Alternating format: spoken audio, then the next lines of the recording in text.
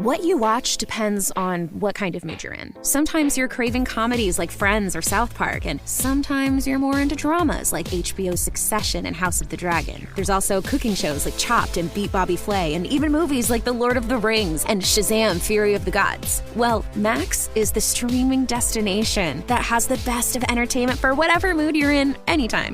And plans start at as little as $9.99 a month. Max, the one to watch. Subscription required. Visit max.com. Looking for an adventure? Find yours in a Toyota truck. Like a Tacoma, the ultimate off-road machine. With available crawl control, you'll tackle anything in your way. Or an electrified Tundra with more power than ever before and a spacious high-tech cabin that puts you in charge. Or go with the legendary 4Runner, always reliable and durable over the toughest terrain.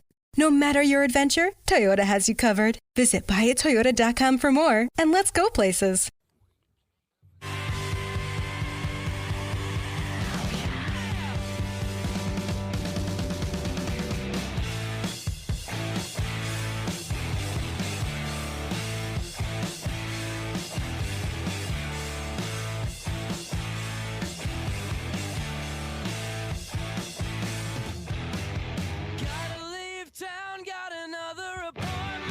Welcome back, everybody. It's hour number 2 on a Friday edition of Sports Daily. Tommy Castor and Paul Savage here with you as we get you ready for the weekend and into hour number 2 of the program. Join the show at any time on the IHOP hotline at 869-1240. You can also watch our video stream on the KFH YouTube page, the KFH Facebook page, and the Sports Daily Twitter page, and leave your comments for us to see right there. They'll pop up on the screen, and you can join the show that way if you want.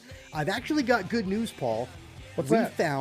We found an additional pair of tickets to the George Michael Reborn tribute show. Yeah. And I figured we might as well give them away right now. So I know I mentioned before it was our final pair. We found another pair. So let's give another pair away right now to the first caller on the IHOP hotline at 869-1240. That show is next Saturday night at the Orpheum Theater. So we'll take caller 1 to win our final pair of tickets for that. So good luck as you call in and talk to Jad on the IHOP hotline to win those tickets. Paul, later on this hour, we will have PGA Tour golfer Sam Stevens joining the show at about 10:25 or so to talk about his qualifying for the U.S. Open next week and a bunch of other things in the world of golf. We'll talk to him a little bit later on this hour. But I want to talk NBA Finals here as we kick off the second hour, Paul. Game 4 tonight in Miami. The Denver Nuggets were, for lack of a better word, dominant in Game 3 in Miami, getting the 15-point victory.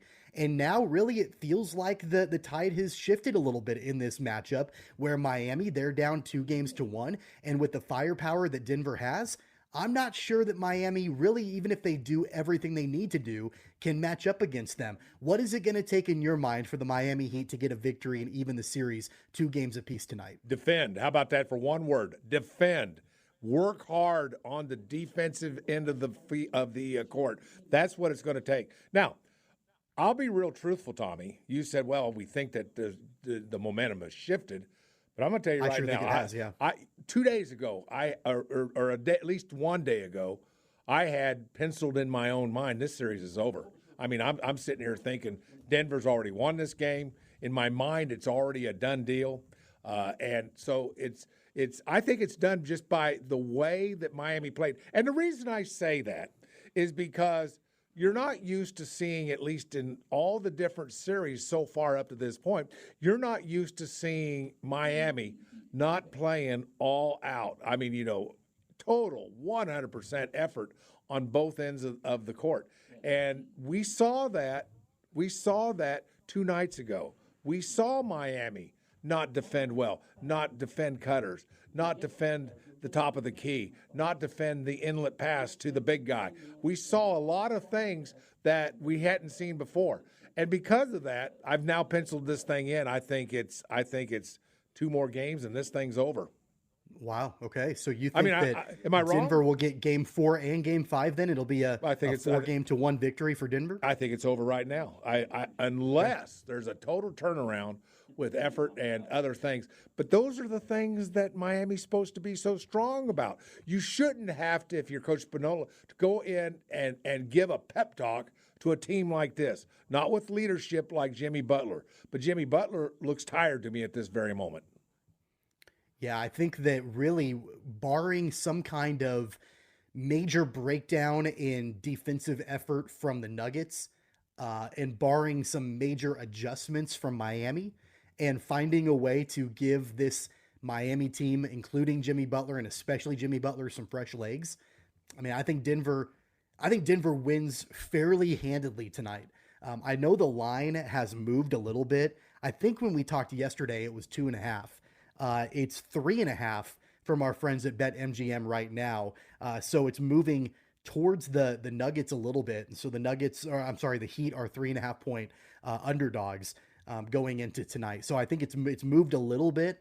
It just makes me wonder if, what we saw in game 3, especially from Christian Brown, and from Nikola Jokic and Jamal Murray, and just basically, the Nuggets kept coming at you over and over and over again.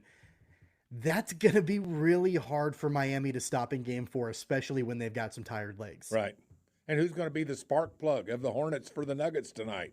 Did you see my reference in there? That's pretty cool, wasn't it? But anyway, who's going to be the spark plug for Denver? See, that's the problem with Denver right now. Sure, they've got 2 great stars. And do I dare say superstars? Well, at least one of them's a superstar. But the 2 great stars for the Denver Nuggets.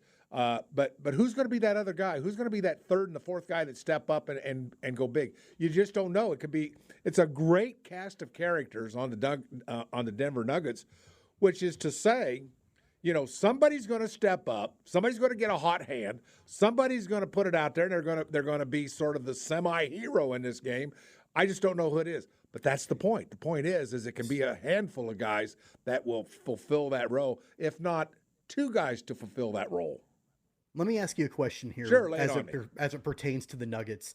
I mentioned this on social media during game 3 when Christian Brown was going off and doing everything that he did off the bench. I think I was fairly facetious when I tweeted this, but I did say that in my mind, Christian Brown should play every minute in every game for the rest of this series. And I think that's a little bit harsh, but I wonder, is there an argument that could be made?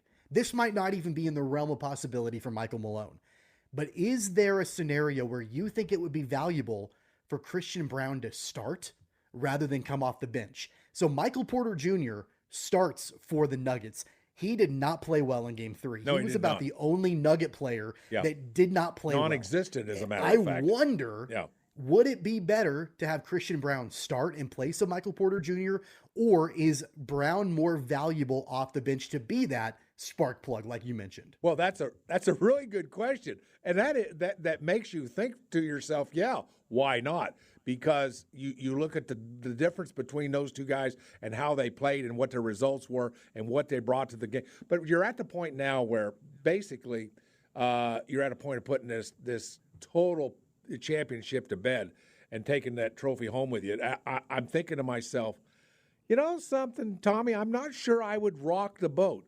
But maybe at the first time out or first time the clock starts, maybe I get him in. I don't know that I rock the boat. There's a certain pride in every locker room. And it's the same thing in hockey. I know you've seen this. I'm the starter. I'm the guy that goes out there. There's a certain amount of pride that goes along and hurt feelings. And I wouldn't rock the boat if I was going to make a decision on who's going to start. But I'll tell you what, I'd go ahead and go with whoever's brought me to the dance. But if I thought somebody has a hot hand and he has value, first time out, first time the clock starts, he comes in, run the other guy out, put him back in a little later when you feel it's ready. But starting, no. First time out, first stopping of the clock, maybe then. But no, I wouldn't rock the boat. No, it's been fascinating. You don't need to do that. It's been fascinating to watch the usage of Christian Brown throughout the playoffs, because it happened against the Lakers as well, if memory serves, where, he came off the bench in a couple of games and had a tremendous amount of success.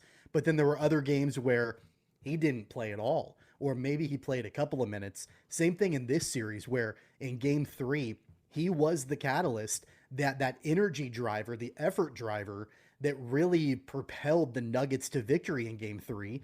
Didn't really do much in game 2, and so I wonder, is that more of a take what the defense gives us situation for Mike Malone in Denver, where in some cases, some matchups, Christian Brown is going to be better than in others. And maybe that's why he's coming off the bench. And maybe in some cases he's playing more minutes than in other games. Or is it a scenario where you think that Mike Malone really needs to, even if he's coming off the bench, needs to lean on Christian Brown more? Coach Malone strikes me as a coach who wants consistency. He talks about it all the time, and I think that he's probably onto something there for coaches. Everybody wants to be consistent. That's kind of who he is in a lot of ways. He wants consistent effort. He wants consistent defense. He wants consistent boxing out and rebounding. That's kind of who he strikes me as he is. He is a guy that wants everybody to be consistent every day, not only for the playoffs, but from game one of the season, of the regular season, right up to this point. So that's kind of who I think he is. And I'm no expert on Coach Malone. I'm not an expert on him. I'm not claiming to be. It's what I have observed, particularly in the last month or so from watching the Nuggets in the playoffs. That's kind of where I'm at. And I think he has a high value on consistency. Because you don't hear his story changing very much, do you? No, it's very, very consistent. Yes, that is right. And the way that they go out and handle their business, and they have this entire season, they've only lost, 7 times at home. They handle their business the way that they've, played throughout the playoffs. That's why Game 2 was such an aberration and such an anomaly for the lack of effort and the letdown that the Nuggets had in Game 2. But it struck me, as really important for them bouncing back in Game 3, and they did that, led by the efforts, especially on the defensive end of the court from Christian Brown. Here's another question for you. This might be a really easy one. Will Nikola Jokic have another triple-double tonight? Sure, why not? I didn't even have to think about it. But why not? Kind of ho-hum, right? He's got more of those than anybody in the history of the playoffs at this point. And when you look at the list of the guys that have those or have multiple games like that, a triple-double is. That's think about that. That's amazing. But I can tell you this right now: why wouldn't he? Right off first blush, I'm going to say, sure. Why not? Prove me I'm wrong. If you're the Miami Heat, prove me I'm wrong. It's one of those kind of deals. But sure, right. Why not? Tommy, what do you think? Do you think it's certainly possible at least, isn't it? I think you will. Yeah. I think it is. And I saw an argument on social media, and I think there might have even been an article about it. And I don't buy it. I don't believe it. But I know that narrative is out there. And I can't believe I'm saying this because I think it's so outrageous. But people are saying that Nikola Jokic is a boring basketball player and that he's boring to watch and that the team is boring to watch. And they go back to the Tim Duncan years with the San Antonio Spurs. And they said that Tim Duncan was boring to watch and those Spurs teams were boring to watch. And so they've equated that. I don't believe it because I love watching Nikola Jokic play. He maybe doesn't have the kind of flair, that some of the other superstars in the game do. But in my mind, that's okay. He's got the results. The results are what matters. It's not necessarily the flair. Well, he's not an outwardly, robust person. And neither was Tim Duncan, by the way. But how would you like to have Tim Duncan on your team? I'll take him. I'll take him if you don't want him. But I don't get that. And what's that have to do with basketball anyway? What's that have to do with being a great player? You don't have to be that way. And there's an art form. There's an art form involved with the way Denver uses their big people and the way they cut to the basket. It's a real lesson. And if you're a young basketball coach, I hope you're taking notes because it's an art form to get the ball to the top of the key and then to have your big man distribute that the way they do. Tommy, I love it. I get a kick out of it. I never get tired of it. That to me right now is the best basketball being played is when I see the ball go into the top of the key and then distributed to a cutter by a guy who's 6'11". That is a thing of beauty to me, Tommy. Yeah, I love watching. I think what makes Nikola Jokic, in my mind, so much fun to watch, it's not the points. That's pretty cool, but it's not the points. It's not even the rebounds because that is to be expected, I think, to an extent. Sure. It's the assists. It's the way that he distributes the basketball. Yeah. There was a moment in Game 3 where, and to your point, it was Christian Brown. cut to the basket, and Jokic found him, and Brown had pretty much an open dunk. And that's, I think, the difference that Jokic brings, whereas there are countless other superstars in the NBA that in that position, they would ignore Christian Brown cutting to the basket. They would take it themselves, right? And they'd probably make it, right? The LeBrons of the world and, the others that are out there that are the superstars, they would probably take their own shot there. That's why they're the superstars. Jokic saw the opportunity, gave up his own shot to give it to Brown, and that's why Jokic is consistently scoring triple doubles. He can shoot, he can rebound, and he can distribute the basketball. And so that's what makes him special to watch. I push back on that narrative that it's boring basketball, because I don't think it is. I think we're watching the greatest player in the world play basketball, and they're on the verge of winning an NBA championship for the first time ever in that franchise history. So that game is tonight. And like I mentioned before, Paul, the line has moved to 3.5. Are you taking Denver to cover the spread in Game 4? I would take Denver if it was 5.5. But I got a question for you, Tommy. Sure. You made me think of a question that I need to ask you. And we're talking about just how great a passer Jokic is, and boy, oh boy, he is good. Let me ask you this. Take all positions in basketball in the NBA as they are today. And by the way, I just thought I might make this a two-pronged question. This is a question for the NBA today, and this is a question for all-time NBA. Then that goes back quite a ways with some great passers like Bob Cousy, and if you want to go back that far. So I mean, this is my question: is Jokic perhaps the best passer ever in the NBA? Is he the best passer in the NBA now? Right now? Right maybe now. Right now. Not of all time. But not of all time. But he is now? No, maybe right now. I mean, I'm trying to think of who would potentially be better passers right now in the game. I can't even think of one. Yeah, I don't know. I'm sure that there are some. I'm blanking on that. All time. I mean, you've got guys like Magic Johnson. And Bob John Petty, Stockton, I just mentioned. And, like Bob some Cousy. of these other guys that are Bob Cousy, like that. I still think that they're going to be significantly better than Jokic is in passing the basketball all time. But I do think that he's up there right now as far as an active player, and just the overall all around skill set that he brings to the table.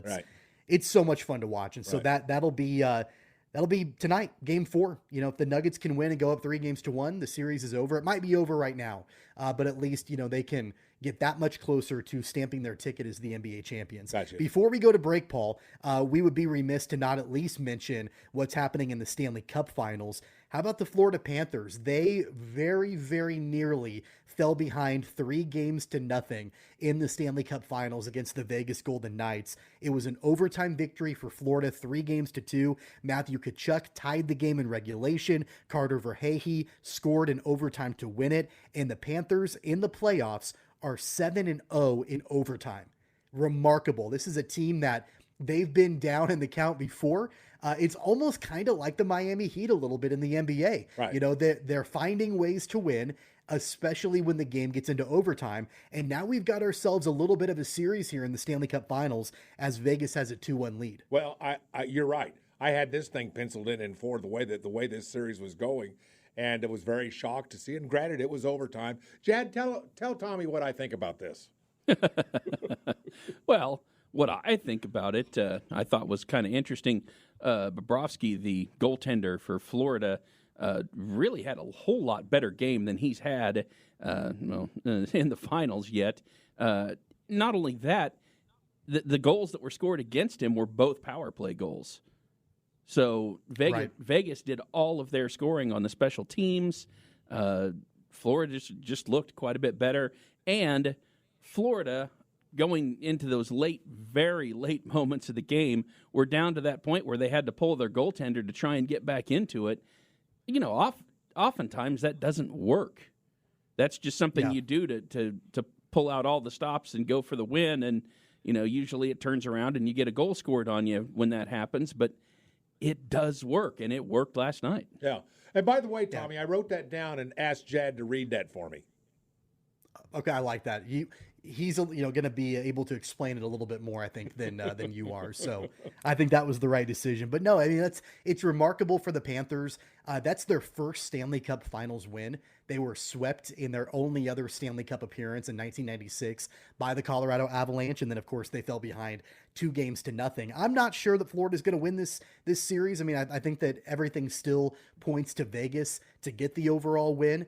But man, that was really important for Florida to try to make it a series. Had they fallen behind 3-0, that wouldn't have been good for them. And I do think that they've made it at least a little bit more interesting going into Game 4. Right. Well, plus this was actually a good game to watch.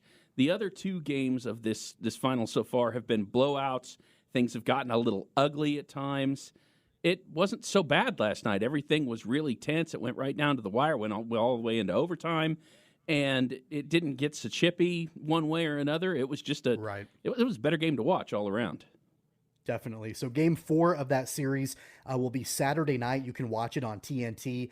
The game is in Florida, so another home game for the Panthers as the Golden Knights look to move to 3-1 in the series, and the Panthers are trying to even it up at 2 games apiece. That's our update on the NBA Finals and the Stanley Cup Finals. It's a busy time right now with the NBA and hockey and, of course, Major League Baseball and all of that. Also, PGA Tour golf is in full swing right now. The U.S. Open is next week. Qualifying for the U.S. Open is Wichita native and Cape and grad Sam Stevens. We will have Sam on the program on the other side of this break. So stick around and we'll be right back on Sports Daily.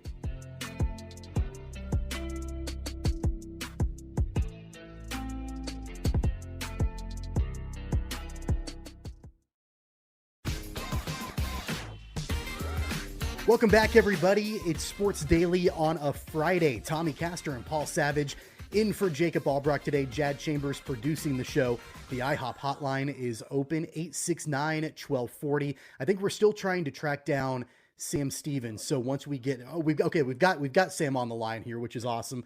We're excited to welcome into Sports Daily PGA Tour golfer Sam Stevens, Wichita native, Cape and grad.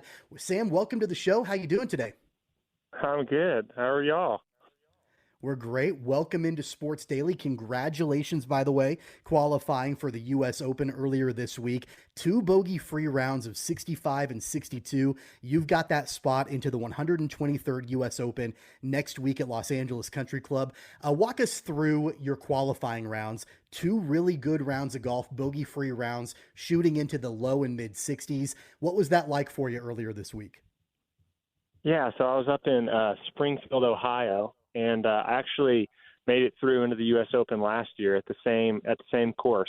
So It's a place that I've been to a decent amount and pretty comfortable with, and it's a little bit tricky. So I felt like I had a little bit of a leg up on the guys that hadn't been there before. So I was just able to get out there and got off to a pretty good start. And that can be it's 36 holes in one day, so it can be kind of a long and stressful day. But I was just kind of playing good the whole time, and was kind of inside the cut line the whole time. So there was never, there wasn't as much pressure as last year where I was kind of like right on the cut all day, just battling for every shot. But this year, it's just one of those days where it all kind of came together and it was easy. Sometimes golf is easy, not very often, but I was glad that it was easy on Monday. One of the things that I've just got to ask, because your family is golf royalty in the city of Wichita, but I've got to ask, who's going to be on your bag at the U.S. Open? Because I know that your grandfather, Johnny Stevens, who's the patriarch of the golf Stevens family, has sometimes, done your bag work. And, gosh, I could just imagine how valuable he would be at the U.S. Open advising you what to do. Is he on your bag this coming weekend? No, so I'm gonna go ahead and stick with the guy that I've been using this year out on the PGA Tour. He's a buddy of mine who played some college golf and has done some caddying in his day. But my family's going to be out there. I'm not sure if my grandpa's going to come. He came up to New York for the PGA Championship a couple weeks ago when I played up there. But my dad and mom and wife, everyone's coming out. So we'll have the whole Stevens crew out there. But I'm not sure I want him on the bag. That might not go so well for either of us. Okay, I got you. Hey, Sam, let's talk a little bit about what the strategy typically is for a US Open. Of course, historically US Open course setups are extremely difficult with, a lot of times really narrow fairways, really thick and deep rough, tucked pins, all of that. I mean, it is the hardest test typically when it comes to a major. What's the strategy? I mean, is it as simple as just try to hit as many fairways as possible, stay out of the rough, and try to get on the green in regulation? Or how do you try to navigate a course like Los Angeles Country Club? Yeah, I mean, getting the ball in the fairway is definitely a good place to start. But like as you said, I mean, just over the course of the week, you're going to have those holes where you're way out of position, or you're chipping out, or you can get in some crazy spots around the greens. I would assume. I've never been out to LACC, but everything I've heard is that it's going to be an awesome Open. But over 72 holes, you're going to find yourself in some tough spots. And I think the guys that are going to play well next week are the guys that kind of, when those situations come up, they don't panic, they don't try and force anything, but you have to stay so patient, when a course is playing firm and fast, and you got to wait for your opportunities. And, at a U.S. Open, you don't get very many opportunities, to make a birdie. So when you do get the ball in the fairway or up around the green on a par 5, you got to take advantage. And then when you're out of position, you really just have to kind of, take it. And, a bogey doesn't kill you, especially when a course is playing really hard. Bogey's not bad, but those double bogeys add up a lot quicker. So, kind of minimizing the damage when you're out of position, and then, just try and take advantage when you get your opportunities. You're going to be playing against some of the greatest golfers in the world, as a matter of fact.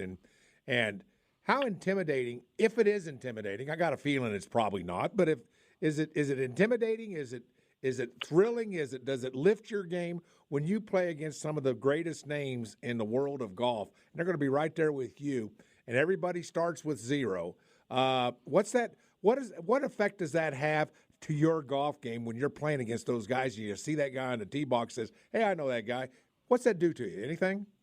Yeah, I mean, it's really exciting, and obviously, I've been playing golf since I was a little kid, and it's always been my dream to play on the PGA Tour and to play against the best players in the world, and to be able to do it at a major championship is really cool. You're walking down the range, and it's Brooks Koepka and Rory McIlroy and you name them, or John Rahm, Scotty Scheffler. So it's a cool opportunity, and fortunately over the last 5 or 10 years going to school at Oklahoma State, I got to play against a lot of those guys in college, and so it's kind of cool to see them out there. And I would say that at this point, I still got some work to do to get my skills to where I can compete with those guys week in and week out. But I feel like I'm getting better every year, and there's no reason why, if I go play really well, that I can't hang with those guys. Talking to Sam Stevens here on Sports Daily, PGA Tour golfer, Wichita native, Cape and Mount Carmel grad, here on the IHOP hotline with us today. And Sam, you've had a string of success. You've made 4 straight cuts in PGA events that you've played in: the Wells Fargo, the Byron Nelson, of course, the PGA Championship, and the Charles Schwab Challenge. Of course, going back to when you played in the Valero Texas Open, you finished in 2nd place. Watch that. That was fun. I mean, you were hanging in there. You were right there. But you've had this string of successful starts on the PGA Tour. Of course, next weekend is the U.S. Open. It's a major. But at what point does it do you start thinking about, okay, what is it going to take to break through and win, whether it's a major or a regular PGA Tour event? Because I think you're right there. And to your point, you've got the game to be able to hang with these guys and beat them. So what's your mentality when you enter into a major like the U.S. Open or even a regular tour event? Okay, how do we actually break through and win this tournament? Well, kind of like I was saying earlier, I don't think it's something that you can just sit there and try to do. You kind of have to let the opportunities come. And I've talked to some people, after the Valero when I finished 2nd, and everyone was, telling me that I was doing a great job. But I got some advice that said the best way to win on tour is, to stay on tour and give yourself as many opportunities as possible. So right. I don't know if that's, next week or next month. I feel like my game is good, and that if I played well, I could win. But golf is just kind of a funny game. It's not like basketball where 50% of the people are going to win, at a given game. It's one of those deals where you might play great one week and finish, 10th, and then you might not feel that good about your game the next week, and you might go out and win. It's just kind of a funny game like that. But I think that, like I said, I've been getting better, and I'm out at Crestview right now getting a little work in for next week, and that's all you can do. You put the time in, and you show up to the event, and you got to let it fly and kind of see where you finish. Well, I love the game of golf, but one of the things I love about the game of golf, there's so many guys that are good. I mean, really good. Yeah. I mean, super good. Lots of them. But the difference of golf to me sometimes appears to be a mental thing. It's mental. And I'm going to do something for you. I'm going to be your psychological coach for just a moment or two and tell you how to get over these rough ideas. Do you mind if I give you a little advice, Sam? Is that okay with you? I'm not going to pay you, but you can go ahead and give me some advice. Okay. Well, here, next time you're facing that shot, oh my gosh, how did I get myself into this? I want you to stop and think to yourself, my name is Stevens. I'm from the Stevens golf family in Wichita, Kansas. My grandfather would say there's not a shot in the world I can't make, and I'm going to make this shot. That's my psychology for you. What is your psychology going into this? I mean, how big is the mental aspect to a tournament like the U.S. Open? Because to me, I think everybody's good, but it's those guys that have the ability to be mentally tough and figure this stuff out that end up winning and placing in the top 10. Yeah, absolutely. I think that, you can even look back at the PGA Championship a couple weeks ago and the PGA Pro, Michael Block. People wouldn't have thought that he necessarily had all the skills he needed to compete on a course like that, but he was out there, playing against the best players in the world. And I think, he had a good perspective about just being happy to be there and just trying to hit the best shot he could on every shot. And I think that, I think that the higher up you get in anything, whether it's, business or sports, a lot of it becomes just, how can you get a little better? And a lot of it's just on the mental side of that stuff, just being able to be grateful for what you have and to be able in a high pressure situation to just go out there and perform and not really worry too much about the consequences.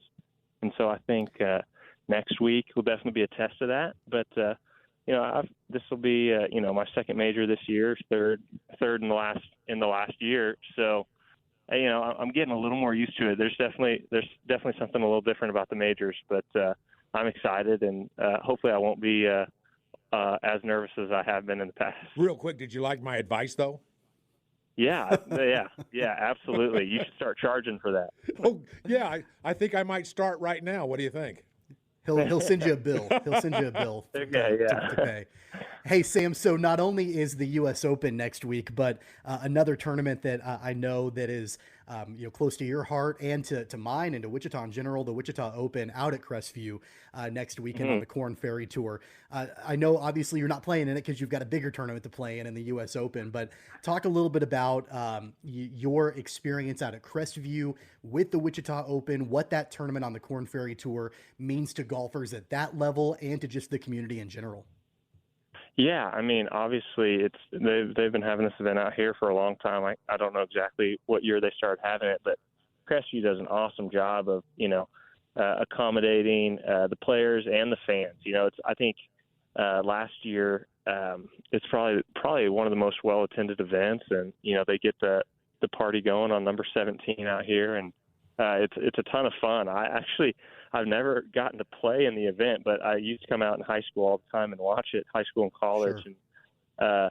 And from, a player on the Corn Ferry's perspective, every week is just so important, and so I think that, all the best players that are playing the Corn Ferry Tour this year are going to be here this week because, if you're not on the tour, you just got to keep plugging away. So there's going to be a lot of great guys coming out and playing, and like I said, there's always a bunch of people out here watching. So it's one of the most fun events, I think, on the Corn Ferry Tour to watch and to play in. So, and Crestview's looking good. They've gotten a little bit of rain the last week, and course is looking green and lush, and hopefully it's an awesome week for everybody. While I got you, I got to ask this one question. I'm wanting some advice from you. There are a lot of young men and women playing golf in the Wichita area who are going to hear this interview from you. What do you suggest to them? What advice do you have to them to get to the top of their game, to become the best golfer that they can be? What would you tell these young people? Well, it's different for everyone, but when I was growing up, I was lucky enough to have some friends that were playing, and we had a great team at Capon, and we were all real close, and just being able to get out and enjoy it with your buddies, and during the summertime especially, you can just come out here and just hang out all day. And I just remember playing 18 and then maybe going to the pool and then hanging out and going back out and practicing. And golf's just one of those sports. It's not like basketball or football where after 2 or 3 hours you're just dog tired. You can spend all day out here at the golf course, and I think that for me that was what kind of helped me find my game a little bit. Just spending the hours and just enjoying it. Going out and playing with your buddies and having a bunch of fun, and playing for a Coke or for a cheeseburger or whatever it is when you're a kid that gets you going. But it's an awesome game. And I know out here at Crestview, Trent Roman, he does a great job with the juniors, and they're having junior golf today. There's a ton of them out here, and I know the same at Wichita Country Club and at the First Tee. There's a ton of interest to golf in Wichita, and I think that's great. And hopefully there's some good players coming up in the next 5-10 years.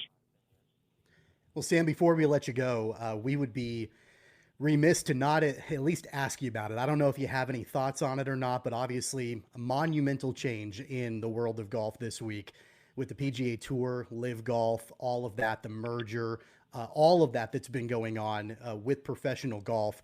A couple of days removed from it. Would just love to get your thoughts, if you have any, on the entire situation and kind of from your perspective, what you see going on in the world of golf with that merger with the PGA Tour, the PIF, the DP World Tour, all of that. Yeah, I think I've got several thoughts on it, but I do think that it's great that at least there's not even a set timeline for when the guys can come back from Live or if they're going to come back. I don't even know exactly all the details, but I think it will be good when all the best players are playing at the same place again. I think that's golf's, main attraction is that, in basketball, you've got Steph Curry and LeBron, but, they only play each other a couple times a season, or whoever it is. Yeah. And golf, you get the top 10 players in the world or top 20 players in the world playing together 20, 30 times a year, it's like, that's cool. And so hopefully, over the next however long it takes to kind of reintegrate back in, hopefully that's, something that can happen. And I think that's good as far as, what it's going to look like. And if it's going to be look more like Live does or more like the PGA Tour does, I don't even know. I mean, it's all going to be speculation for the next 6 months. It's incredible to me that they kept it as quiet as they did. I mean, literally nobody knew. I was watching Rory McIlroy's interview from the Canadian Open, and he found out an hour and a half before I found out. You'd think that he would be finding out before everybody, but it's incredible that they kept it as quiet as they did. But we'll see what happens. It's all speculation until something actually goes down, and I've heard that there's some legal stuff, just anti competitive. Like if everyone joins up, they might not even be able to pass it. So I honestly don't know what's going to happen, but hopefully all the best players are playing together again soon. So as a player, just a quick follow-up on that. As a player, I feel like I watched the Golf Channel basically all day on Tuesday. I don't think they took a commercial break all day because they were just talking about everything going on, and just, all of the reactions I saw it on Twitter from guys like Mackenzie Hughes and Wesley Bryan and others, really, understandably upset about all of this. From a player's perspective, where did you land on that? I mean, was it something, I'm sure that the shock level was there, but was there, a sense of, feeling betrayed, or, how did you feel when all of that came down? Yeah, like I said, it was incredible that they kept it as quiet as they did. I think that, I honestly just don't know enough about what's going on. Sure. But I know that Jay Monahan's trying to do, what's best for the tour. I don't know that I necessarily agree with, what he thinks is best, but, I don't know if y'all saw it. You probably didn't, but Maverick McNeely, who's a player out on tour, he's been asking a lot of pretty good questions about the whole thing, and he's a smart guy. Went to Stanford, and he's kind of advising everyone. I don't know if he's the leader of us now, but he's kind of telling everyone just to hang tight and see what happens over the next 6 months or a year, because there's so much information like about how it went down, why it went down, why this is the best case, or if it's the best case.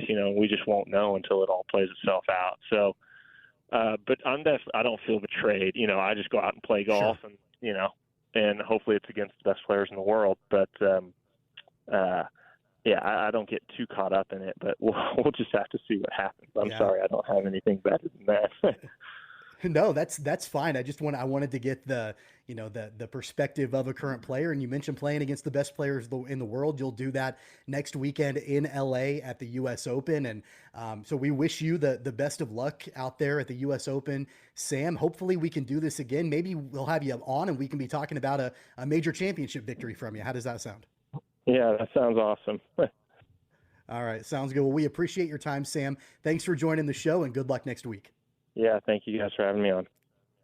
All right, that's Sam Stevens, Wichita native and PGA Tour golfer right here on Sports Daily. Really appreciate his time, Paul, and obviously wishing him the best of luck at the U.S. Open next week.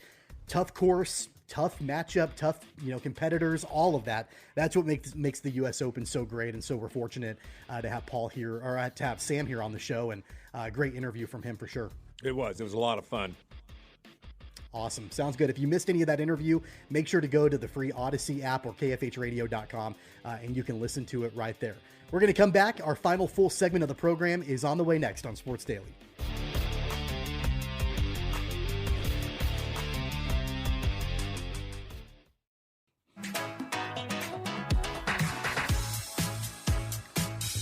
Welcome back, everybody. Sports Daily on KFH. Tommy Castor, Paul Savage, Jad Chambers, the IHOP hotline, 869-1240. Our thanks to PGA Tour golfer and Wichita native Sam Stevens for joining the program, talking about his qualifying into the U.S. Open next weekend, talking a little bit about the Wichita Open and the PGA Tour and Live Golf merger that was announced this last week. And Paul, I feel like as I think back to all of the major headlines from this week, as you and I have hosted the show together, obviously Shocker Baseball and then PGA Golf and Live. Like those were the two main headlines this entire week. Certainly good to hear Sam's thoughts on, from his perspective as a golfer, this whole merger and all the details on that. Well, this story is not over yet. That's for sure. We don't know where it's going. There's a lot we don't know. But I liked Sam's take that you've got to have all the best golfers in the world in one place. They got to play against each other, not on different tours. So I like that take. I think that take is 100% spot on. How you do it, I don't know, but it sounds like a start has been made. You may not like the politics. You may not like the funding agent, which is Saudi Arabia. There's a lot about this you may not like. I get that. And I'm not crazy about a lot of it either. But you want a place for golfers. You got to have a great place for the best in the world to play against each other.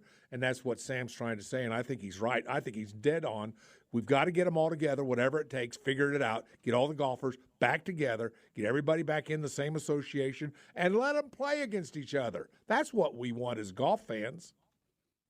Yeah, I mean, I do think that, Sam is right, when he says that there's a lot more to come on this, and that, it's so early that, nobody exactly knows how it's all going to play out, but definitely good to get his perspective on that. The U.S. Open next week, Paul, real quick before we take our final break, do you lock into the U.S. Open? Like, do you watch major championship golf? Yeah, the two tournaments that I like watching are the U.S. Open, but I really enjoy, obviously, Augusta and the Masters as well. That's probably my number one, just because of the visibility of that golf course. Stunningly beautiful, but I lock into the U.S. Open, too. I find it fascinating. I'm always looking for that guy. I don't know who it is, but he's making a run, and I'll latch on to him and root for him. Well, hopefully this year it's Sam Stevens. That takes place next week at LA Country Club. And so good luck to him. And if you missed that interview, you can go onto the Odyssey app and listen to it right now. We're going to take our final break of the show. Come back. We'll let you know what's on the network this weekend. On the way on Sports Daily.